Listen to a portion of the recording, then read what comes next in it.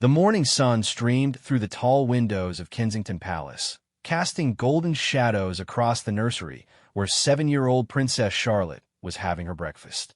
She sat properly at the small table, her back straight, and her napkin placed carefully on her lap, just as her mother Catherine had taught her. The young princess had already mastered the art of eating porridge without making a mess, a skill that impressed even the most experienced palace staff. Charlotte's governess, Miss Anderson, watched approvingly as the little princess finished her meal with perfect manners. The governess had been working with the Cambridge children for 2 years now, and she never ceased to be amazed by Charlotte's natural grace and eagerness to learn proper royal protocol. Unlike her older brother George, who sometimes fidgeted during formal lessons, Charlotte seemed to absorb royal etiquette like a sponge soaking up water. "Your Royal Highness," Miss Anderson said gently, using the formal address that Charlotte was gradually becoming accustomed to. "Your mother would like to see you in the drawing room when you finish breakfast. She has something special to discuss with you." Charlotte's eyes lit up with curiosity. Special discussions with Mama usually meant exciting news about upcoming royal events or new lessons in royal behavior. The young princess had developed a genuine fascination with royal traditions, often asking detailed questions about why certain customs existed and how they had developed over centuries of royal history. As Charlotte made her way through the palace corridors, her small feet making soft sounds on the polished marble floors, she passed portraits of her royal ancestors. She had learned to identify many of them during her history lessons, and she often wondered what it would have been like to live in their time periods, with their elaborate gowns and formal ceremonies that seemed even more complex than modern royal life. Catherine, the Duchess of Cambridge, was waiting in the sunny drawing room, dressed in an elegant navy blue dress that Charlotte thought made her mother look particularly beautiful.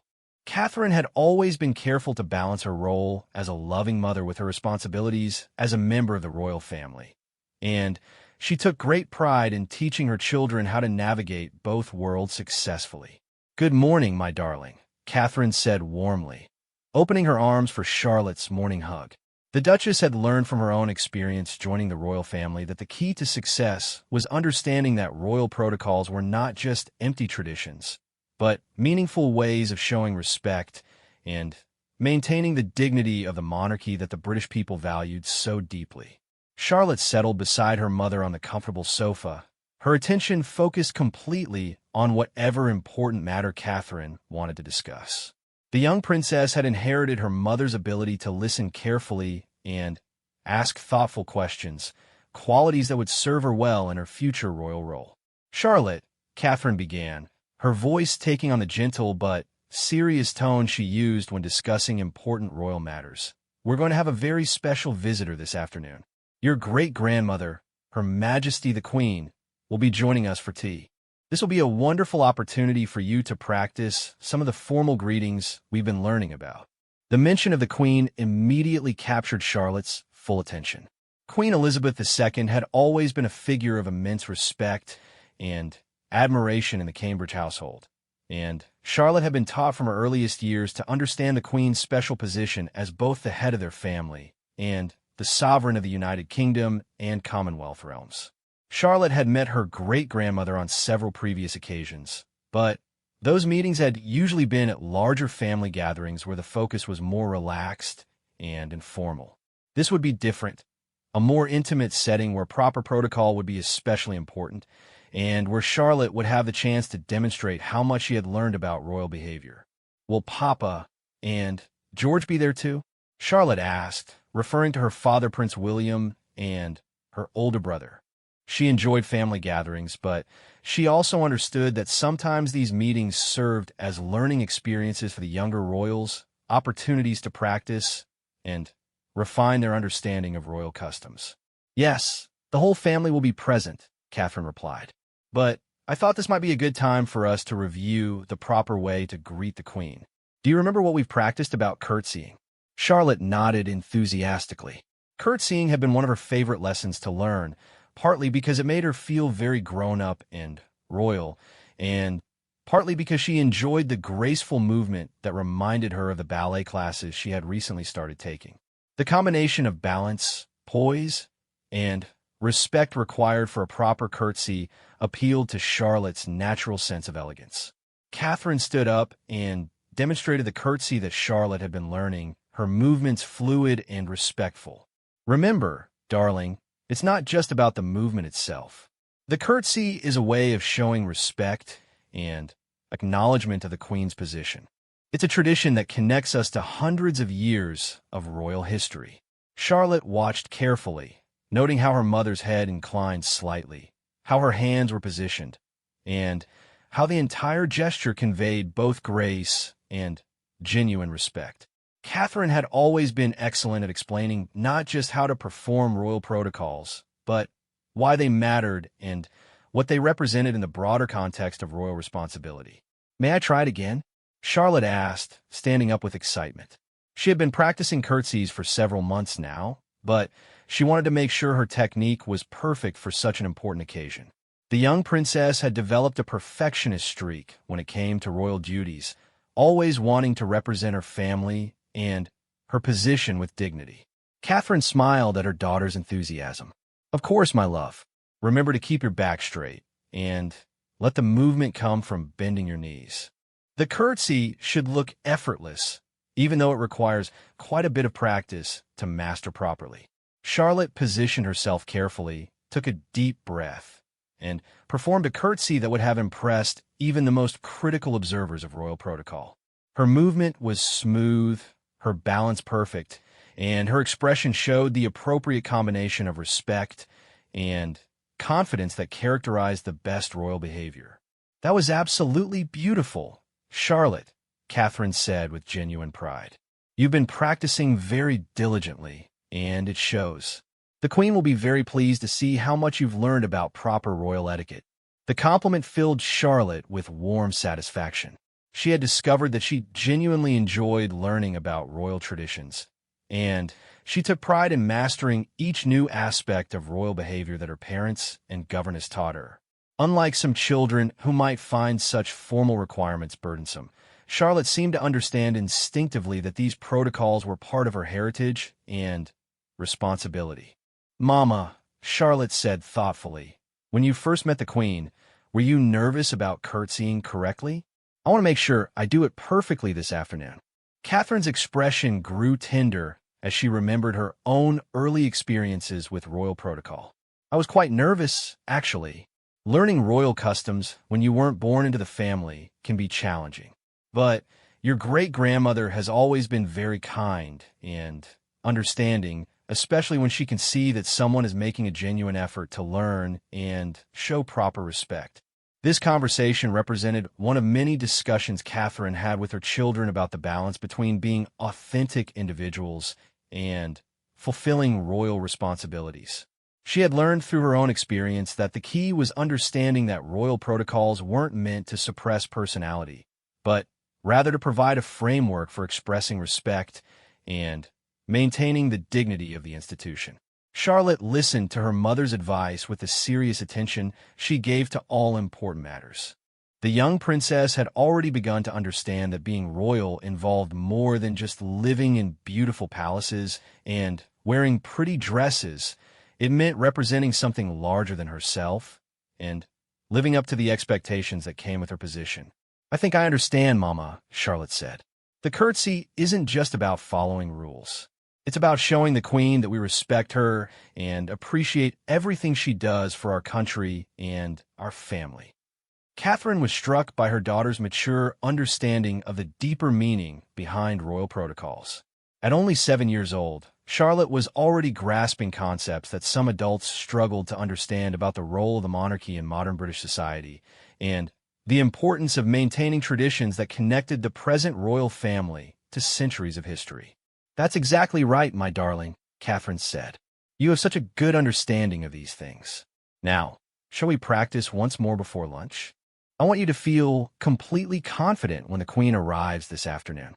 Charlotte eagerly agreed to additional practice, approaching the lesson with the same enthusiasm she brought to her other favorite activities.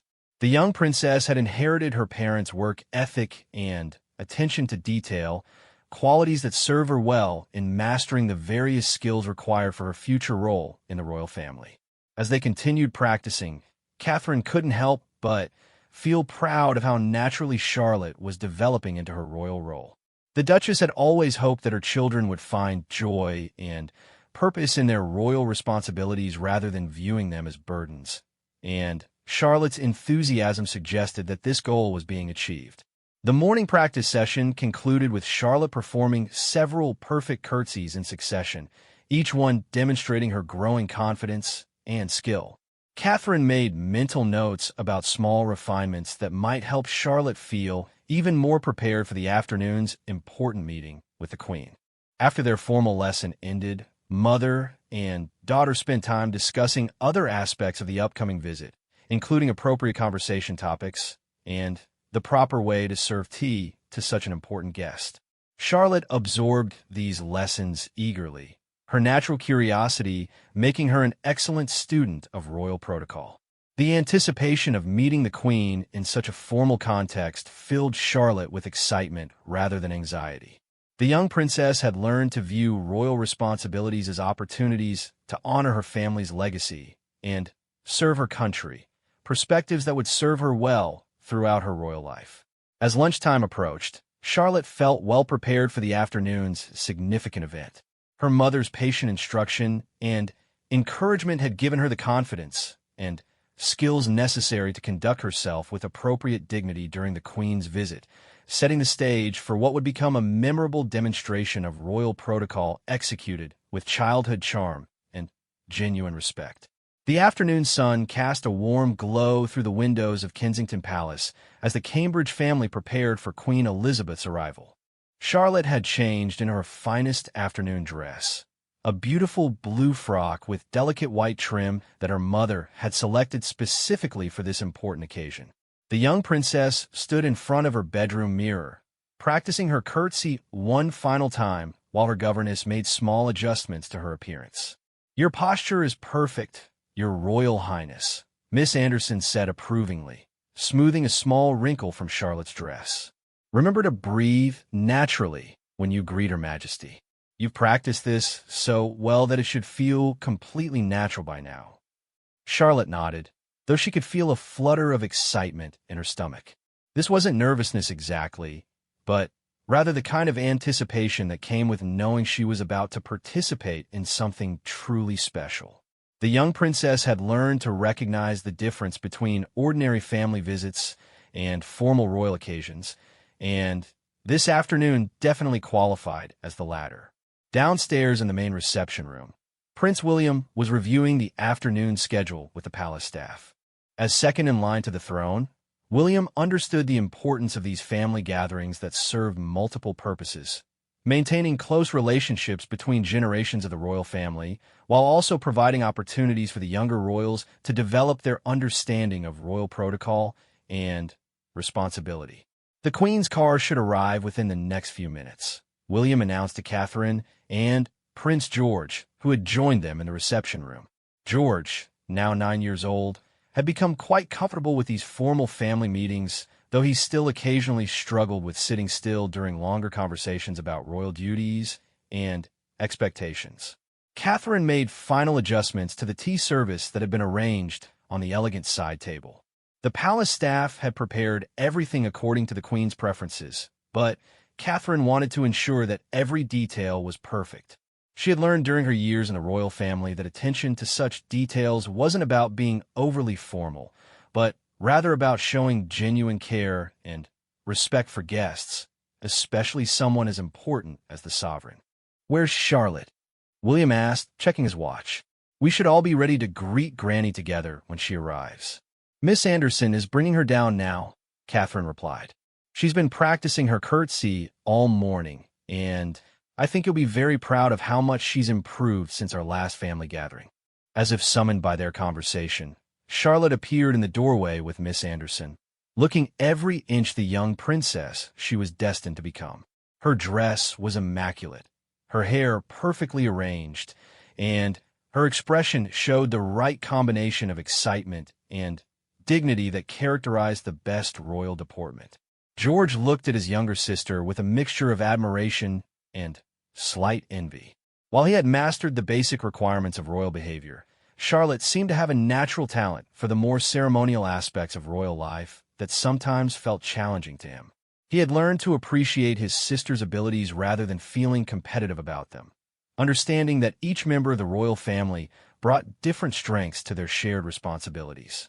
"You look very pretty, Charlotte," George said sincerely, offering his sister the kind of supportive comment that their parents had taught them to share during important family moments. The Cambridge children had been raised to understand that royal life required them to support each other through both public appearances and private challenges. Charlotte smiled gratefully at her brother's compliment. Despite being younger, she had learned to value George's opinions about royal matters, partly because of his greater experience with formal events, and partly because she genuinely respected his intelligence and thoughtfulness about family responsibilities. The sound of cars arriving in the palace courtyard announced the Queen's imminent arrival. This was the moment that transformed the Cambridge family from their relaxed afternoon routine into their formal royal roles, a transition that each family member had learned to make smoothly and naturally. "Remember, children," William said gently, "Granny is visiting us as the Queen today, so we'll use proper protocol throughout her visit. But she's also our beloved family member, so don't let the formality prevent you from enjoying her company and conversation."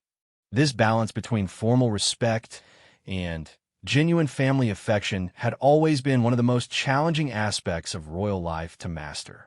William had learned through his own childhood experiences that the key was understanding that protocols existed to show respect, not to create distance between family members who genuinely cared about each other. Catherine straightened Charlotte's dress one final time and gave her an encouraging smile. "You're going to do beautifully, my darling. Just remember everything we've practiced and let your natural grace guide you through the afternoon." The family positioned themselves in the reception room according to the traditional arrangement for welcoming the sovereign. William and Catherine stood slightly forward, with George and Charlotte behind them in order of age, a formation that respected both family hierarchy and royal precedents while still maintaining the warmth appropriate for a family gathering. The palace doors opened, and the familiar sound of the Queen's footsteps could be heard approaching the reception room. Charlotte felt her heart beat a little faster, not from nervousness, but from the excitement of putting her newly mastered skills into practice during such an important occasion. Queen Elizabeth II entered the reception room with a dignified bearing that had characterized her 7 decades on the throne. At 96 years old, she moved with remarkable grace and authority, her presence immediately commanding the respectful attention of everyone present. She wore an elegant lavender suit with her signature pearl necklace, and her expression showed the warm smile she reserved for family gatherings. The formal greetings began with William and Catherine, who executed their bows and curtsy with the practiced ease of experienced royals. Their movements were fluid and natural, demonstrating the kind of effortless protocol that came from years of practice and genuine respect for the sovereign's position. Prince George followed with his bow, which had improved significantly over the past year as he had grown more comfortable with formal royal occasions. His movements showed careful attention to the lessons he had received, though they still carried the slight awkwardness that was natural for a 9-year-old learning complex social protocols. Then came Charlotte's moment. The young princess stepped forward with confidence, her small frame carrying herself with remarkable dignity for someone so young. She had been waiting for this opportunity to demonstrate her mastery of the curtsy, and she approached the moment with the kind of focused attention that her parents had learned to recognize as characteristic of her personality. Charlotte's curtsy was absolutely perfect. She bent her knees smoothly while keeping her back straight, her head inclined at precisely the right angle, and her hands positioned elegantly at her sides. The movement flowed naturally from beginning to end, looking effortless despite the considerable practice and skill required to execute it so beautifully. What made the moment even more special was Charlotte's expression during the curtsy. Her face showed genuine respect and affection for her great-grandmother, combined with obvious pride in her ability to perform this important royal protocol correctly. The young princess understood that she wasn't just going through the motions of a formal greeting, but actively participating in a tradition that connected her to centuries of royal history. Queen Elizabeth's face lit up with obvious pleasure and pride as she witnessed Charlotte's excellent curtsy. The sovereign had observed countless formal greetings throughout her long reign, and she had developed a keen eye for distinguishing between mere technical correctness and the kind of genuine understanding and respect that Charlotte was demonstrating. "That was absolutely beautiful, Charlotte," the Queen said warmly, her formal tones softening with grandmother's affection. "You've clearly been practicing very diligently, and your technique is really quite excellent." Charlotte's face glowed with happiness at her great-grandmother's praise. The young princess had worked hard to master her curtsy, and receiving approval from the Queen herself felt like the highest possible achievement. She had learned that earning the Queen's approval required not just technical skill, but also the kind of genuine respect and understanding that couldn't be faked or learned superficially. "Thank you, Your Majesty," Charlotte replied, using the proper form of address that she had practiced with her parents and governess. "Mama has been helping me practice every day, and I wanted to make sure I greeted you properly." The Queen's smile grew even warmer at Charlotte's response. Throughout her long reign, Queen Elizabeth had always valued family members who took their royal responsibilities seriously while maintaining their authentic personalities and genuine family affections. Charlotte was demonstrating exactly this kind of mature understanding at a remarkably young age. William and Catherine exchanged glances of parental pride, both pleased by their daughter's excellent performance and touched by the obvious affection between Charlotte and her great-grandmother. These moments of successful formal interaction represented important milestones in Charlotte's development as a member of the royal family, marking her growing readiness to take on greater royal responsibilities as she matured. The formal greetings concluded, and the family moved toward the comfortable seating area where tea would be served. Charlotte maintained her excellent posture and dignified bearing throughout this transition, demonstrating that her understanding of royal protocol extended beyond just the curtsy to encompass the broader requirements of royal behavior during formal occasions. As they settled into their seats for tea, Charlotte felt a deep sense of satisfaction and accomplishment. She had successfully navigated her first major formal greeting with the Queen, and the positive feedback from both her great-grandmother and her parents confirmed that she was developing the skills and understanding necessary for a future royal role. The afternoon tea service began with all the traditional protocols, but the atmosphere remained warm and family-oriented despite the formal setting.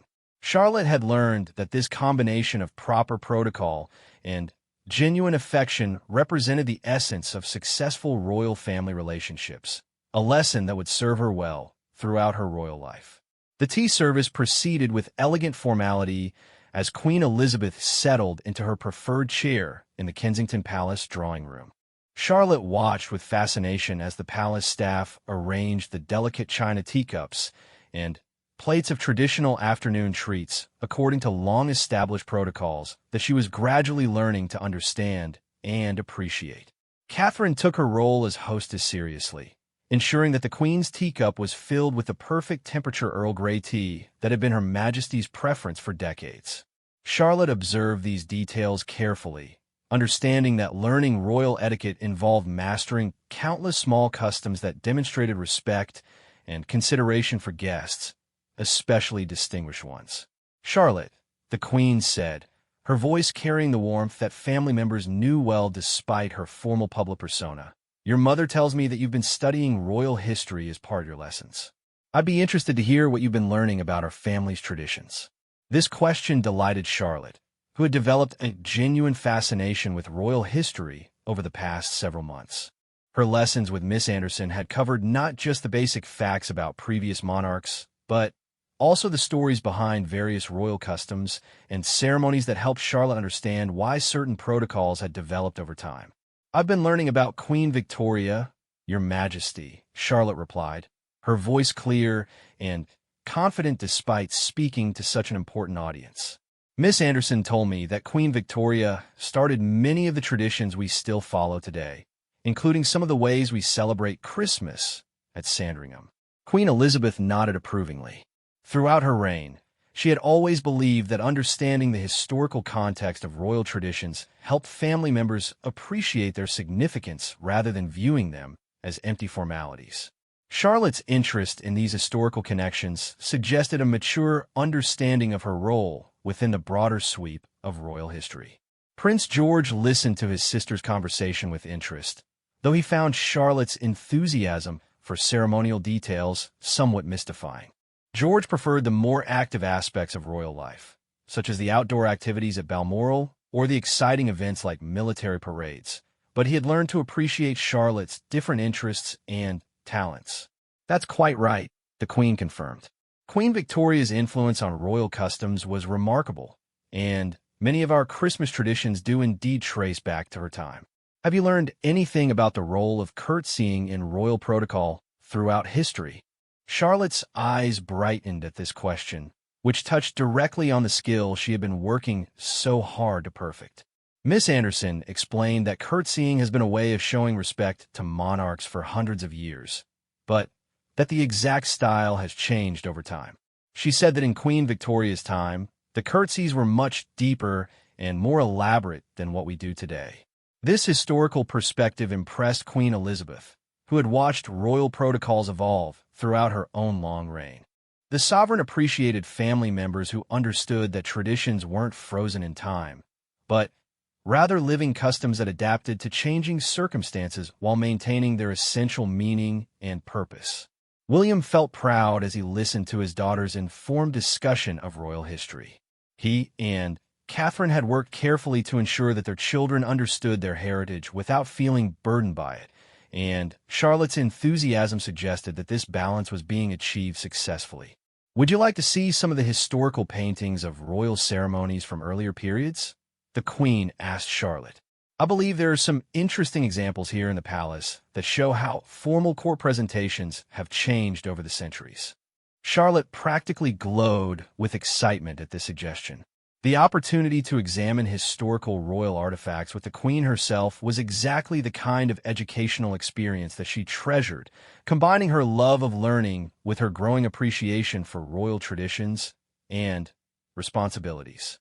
The group moved to a nearby gallery where several historical portraits depicted formal court occasions from different periods of British royal history. Charlotte studied each painting carefully, noting the elaborate gowns, formal presentations, and ceremonial details that characterized royal life in previous centuries. "Look at this one," the Queen said, indicating a painting from the Victorian era that showed a formal court presentation. "You can see how the ladies' curtsies were much more elaborate then, with their full skirts arranged very carefully around them as they bowed to the monarch." Charlotte examined the painting with the careful attention she brought to all her studies. She could see the differences between historical and modern royal protocols, and she appreciated how these changes reflected broader social developments while maintaining the essential elements of respect and ceremony that gave royal traditions their lasting meaning. "The curtsies look much more difficult to perform in those heavy dresses," Charlotte observed thoughtfully. "I think I prefer our modern way, where we can move more naturally while still showing proper respect." This comment delighted Queen Elizabeth, who had always believed that successful royal traditions were those that could adapt to changing times while preserving their essential purpose. Charlotte's ability to understand these concepts at such a young age suggested a mature perspective on the role of monarchy in modern society. Catherine watched this interaction with deep satisfaction. One of her greatest hopes as a mother was that her children would develop genuine appreciation for their royal heritage rather than viewing it as an obligation imposed upon them from outside. Charlotte's obvious interest and understanding suggested that this goal was being achieved. The historical tour continued with examinations of portraits showing different styles of royal dress, ceremony, and protocol from various periods.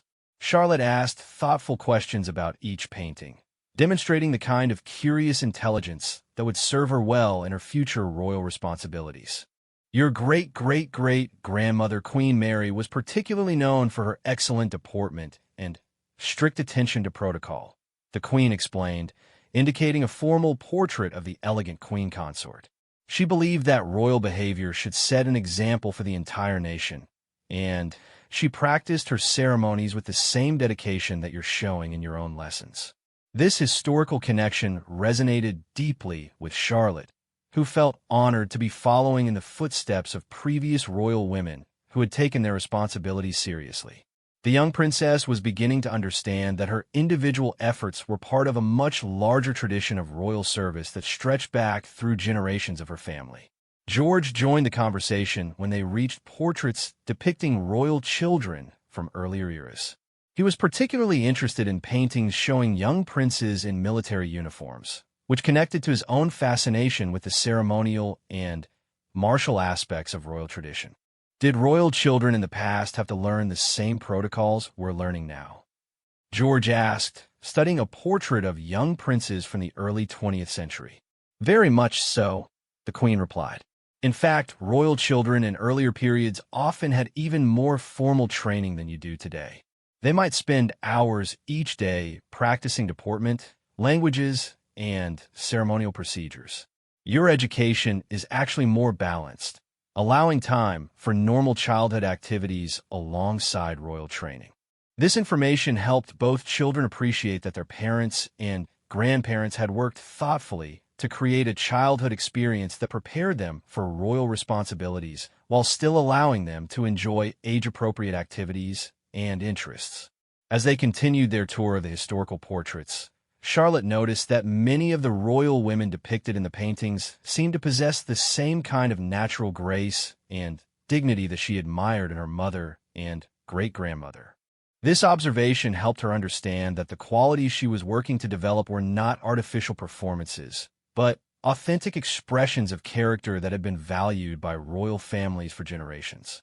Miss Anderson told me that Queen Elizabeth I was famous for her excellent deportment, even though royal customs were very different in her time, Charlotte said, demonstrating the breadth of her historical studies.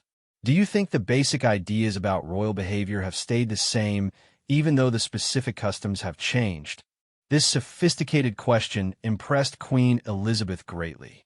Throughout her reign, she had grappled with exactly these issues about maintaining traditional values while adapting to modern circumstances, and Charlotte's ability to identify these themes at such a young age suggested remarkable insight into the complexities of royal life. That's an excellent observation, Charlotte, the Queen said. The fundamental principles of royal behavior, showing respect for others, maintaining dignity under pressure, and serving the people, have indeed remained constant, even though the specific ways we express these principles have evolved over time. This explanation helped Charlotte understand that her curtsy lessons were not just about learning arbitrary movements, but about developing the kind of character and understanding that would enable her to represent her family and country effectively throughout her life. The afternoon's historical exploration concluded with examinations of more recent royal photographs, showing how royal protocols had continued to evolve during Queen Elizabeth's own reign. Charlotte was particularly interested in photographs of her grandmother, Princess Diana, and her mother, Catherine, at various royal events, noting how each had brought her own personality to formal royal occasions while maintaining appropriate dignity and protocol. As they returned to their seats for the continuation of tea service, Charlotte felt that she had gained a much deeper understanding of the historical and cultural significance of the royal customs she had been learning. The curtsy was no longer just a movement to be mastered, but a connection to centuries of royal tradition and a meaningful expression of respect and service. As the royal family settled back into the comfortable seating area for the continuation of their tea service, Queen Elizabeth noticed how Charlotte's posture had improved even during their brief historical tour. The young princess sat with natural elegance, her attention focused completely on the conversation, while maintaining the kind of dignified bearing that would serve her well in future public appearances.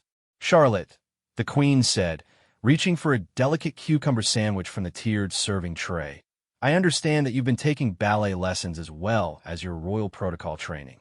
Do you find that dance helps you with ceremonial movements like curtsying?" This question touched on one of Charlotte's favorite topics.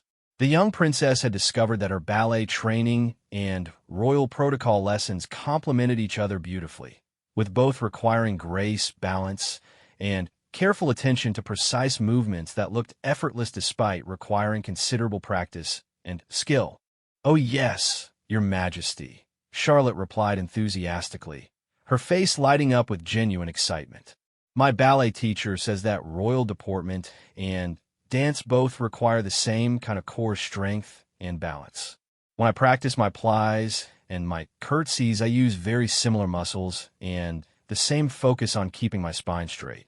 Catherine listened to this explanation with interest, recognizing how Charlotte had independently discovered connections between her various lessons that her parents and teachers had hoped she would make.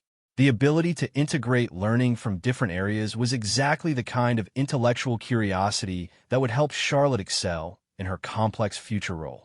Prince George, who had tried ballet lessons briefly before discovering that he preferred more active sports, looked at his sister with renewed respect.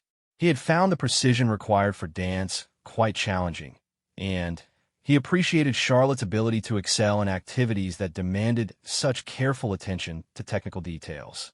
"That's a very sophisticated understanding of how different skills can support each other," Queen Elizabeth observed approvingly. "Throughout my reign, I've found that many aspects of royal life require similar qualities: patience, practice, attention to detail, and the ability to make difficult things look easy for the sake of others."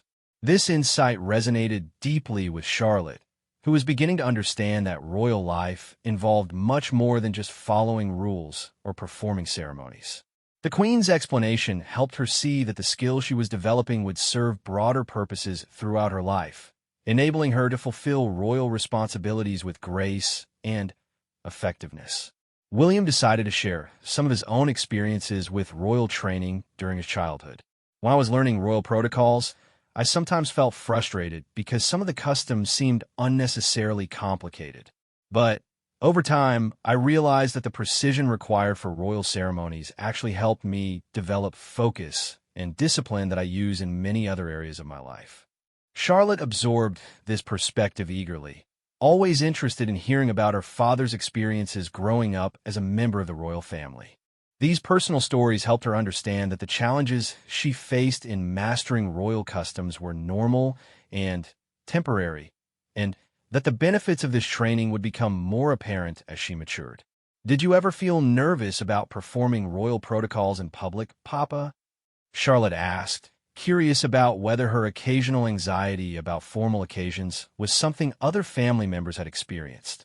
"Absolutely," William replied honestly.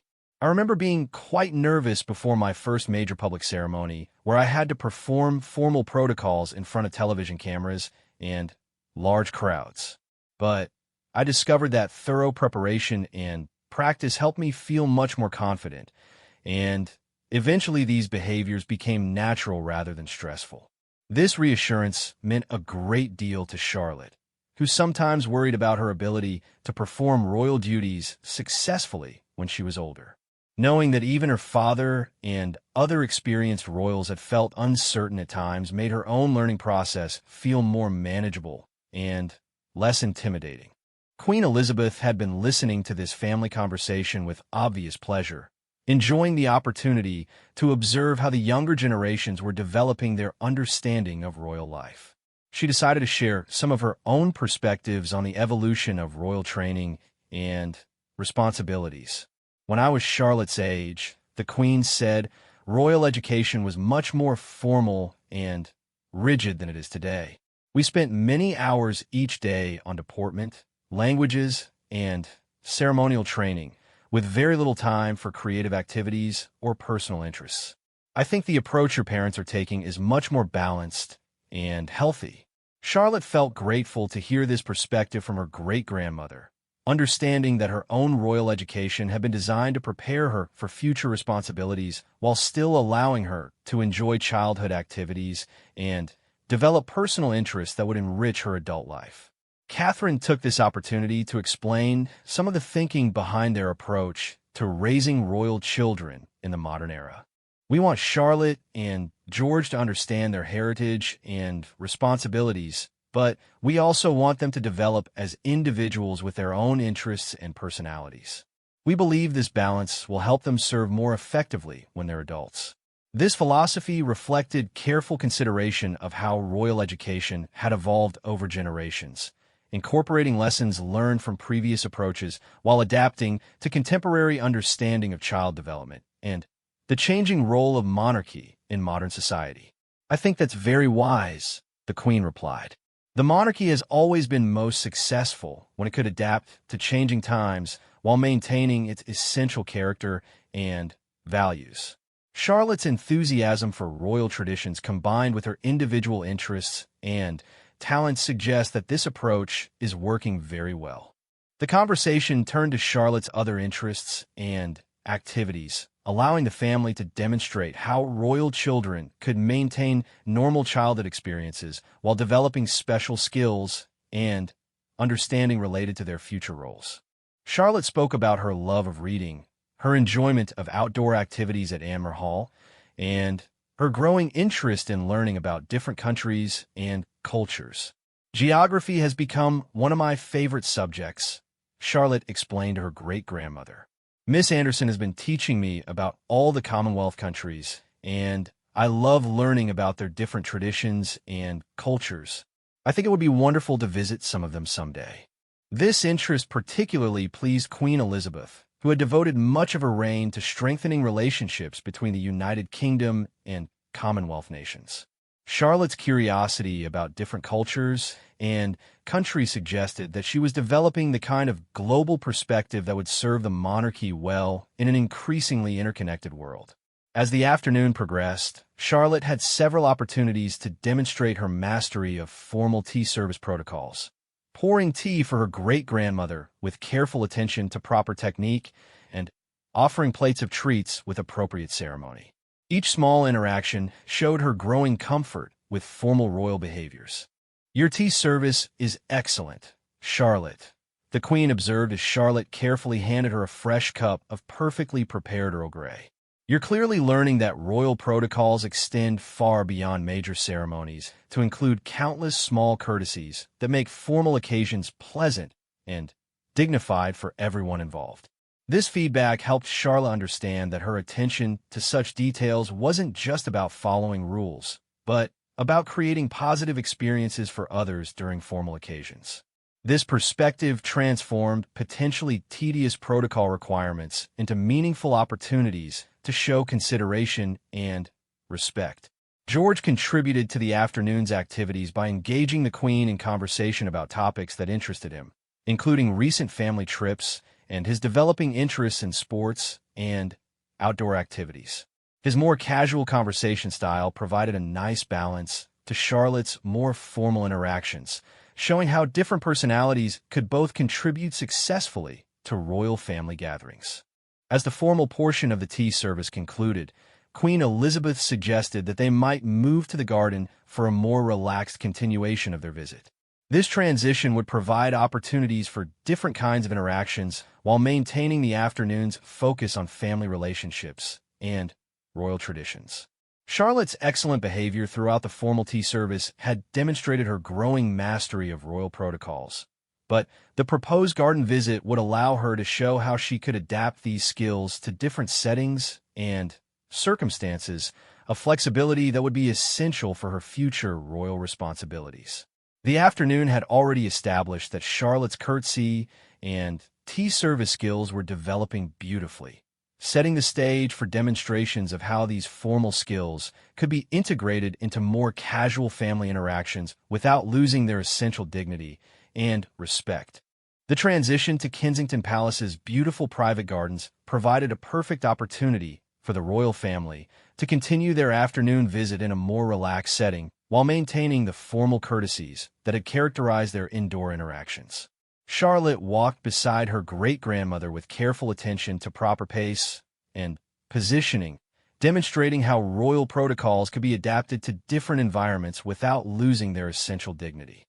Queen Elizabeth had always believed that some of the most meaningful royal conversations happened during informal moments, when family members could speak more freely while still maintaining appropriate respect and consideration for each other.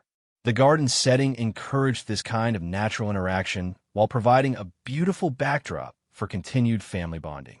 "Charlotte," the Queen said as they strolled along the carefully maintained garden paths, "I've noticed that you seem to have a natural talent for understanding when formal protocols are most important and when they can be relaxed slightly without losing their essential meaning.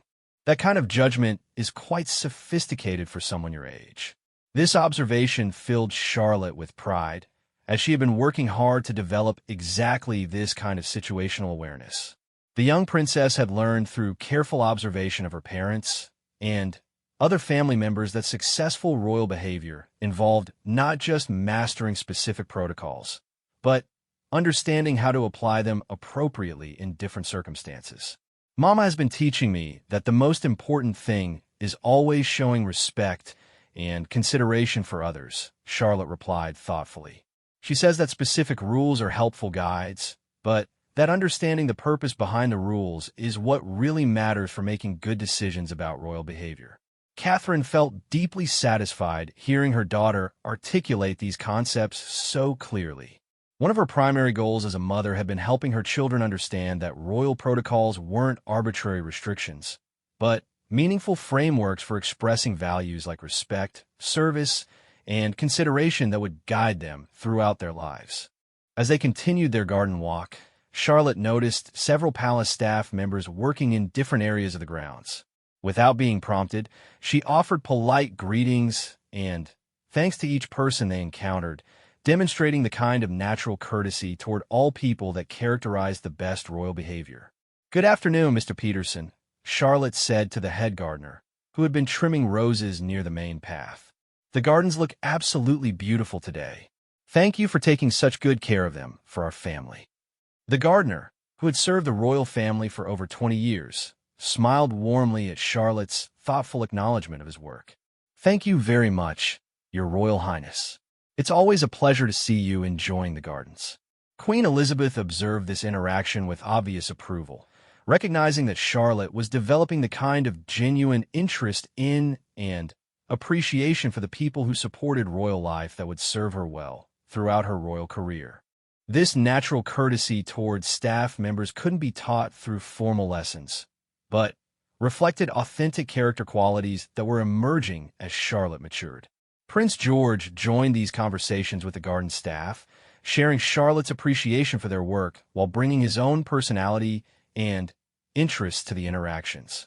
His more casual conversation style complemented Charlotte's more formal approach, showing how different family members could express royal values through their individual personalities.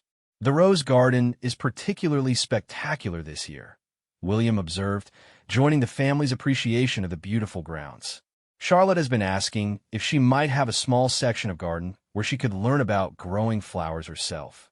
This suggestion immediately captured Charlotte's attention, as she had recently developed an interest in gardening that connected to her broader curiosity about nature and growing things. The prospect of having her own garden space where she could practice nurturing plants appealed to her developing sense of responsibility and care for living things. "I think that's a wonderful idea," Queen Elizabeth said enthusiastically. "I've always found that gardening provides excellent opportunities for learning patience, responsibility, and appreciation for the natural world. Some of my happiest moments throughout my reign have been spent in gardens, both at Buckingham Palace and at my other residences." This shared interest in gardening provided another connection between Charlotte and her great-grandmother, reinforcing the bonds of family affection that existed alongside their formal royal relationships. Charlotte was delighted to discover yet another area where she could learn from the Queen's extensive experience and wisdom. The garden conversation continued with discussions of different types of flowers, seasonal growing cycles, and the satisfaction that came from nurturing plants from seeds to full bloom. Charlotte listened eagerly to these explanations, already imagining how she might apply this knowledge in her own future gardening projects. As they walked deeper into the gardens, they encountered a quiet seating area surrounded by flowering shrubs that provided a perfect setting for more intimate family conversation. The beauty of the natural surroundings created an atmosphere that encouraged reflection and deeper sharing among family members.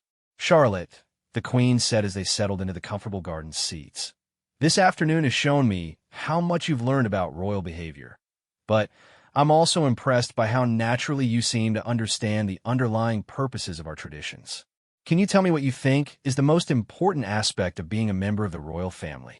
This question challenged Charlotte to think beyond specific skills or protocols to consider the broader meaning and purpose of royal life. The young princess took a moment to consider her response carefully, understanding that this was an opportunity to demonstrate her developing understanding of royal responsibilities and values.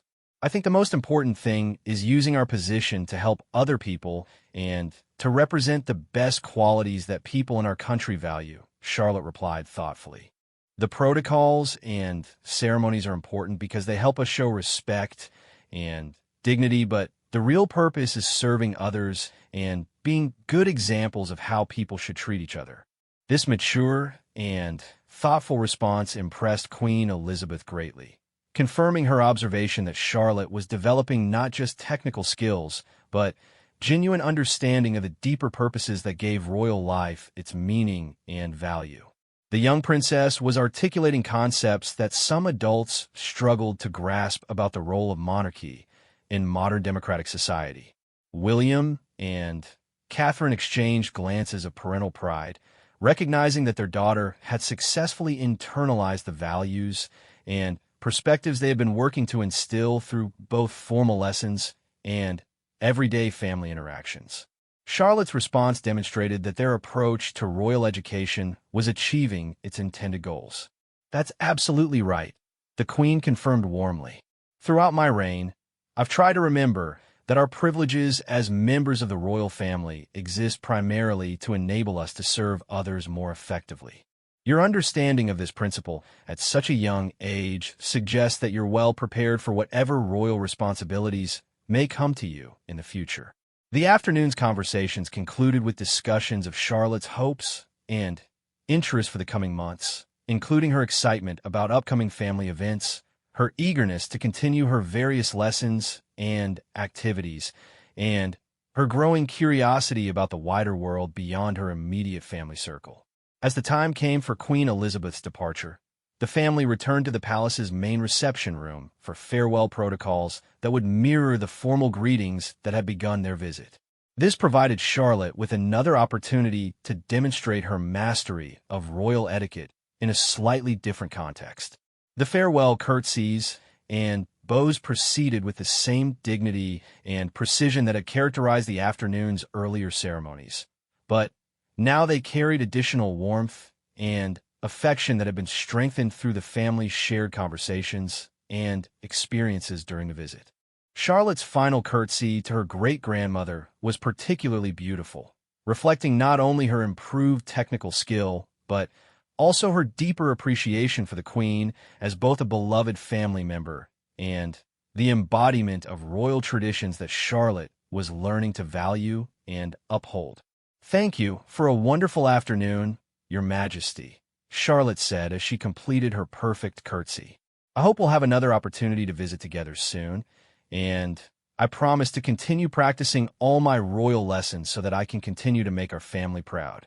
Queen Elizabeth's farewell embrace for Charlotte carried obvious affection and approval, confirming that the afternoon had successfully strengthened both their personal relationship and Charlotte's preparation for a future royal role. The young princess had demonstrated remarkable progress in mastering royal protocols while maintaining her authentic personality and genuine family affections. As the Queen's car departed from Kensington Palace, Charlotte stood with her family waving farewell, her perfect posture and gracious manner providing a fitting conclusion to an afternoon that had marked significant milestones in her development as both a beloved granddaughter and a future member of the working royal family. The day's events had confirmed that Charlotte's natural grace, dedication to learning, and genuine understanding of royal values were preparing her well for whatever responsibilities and opportunities her royal birth might bring, while ensuring that she remained a happy, well-adjusted child who could find joy and purpose in her unique position within both her family and British society.